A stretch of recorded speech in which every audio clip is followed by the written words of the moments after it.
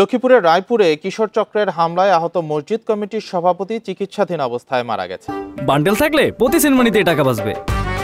বিকাশ send money bundle কিনে জিতুন প্রতি লেনদেনে। এদিকে হামলার ঘটনায় গ্রেপ্তার দুজনকে আজ আদালতের মাধ্যমে কারাগারে পাঠানো হয়েছে।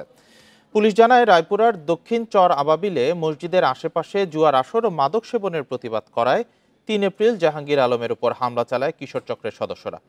দীর্ঘ ২.৫ মাস পর শনিবার চিকিৎসাধীন অবস্থায় মারা যান জাহাঙ্গীর আলম। এর আগে কিশোর চক্রের হামলায় এপ্রিলে মারা যান সুদেব শীল নামে আরও একজন। এর মধ্যে কিশোর চক্রের দৌরাত্ম্য বন্ধে এলাকায় মানববন্ধন করেছেন স্থানীয়রা।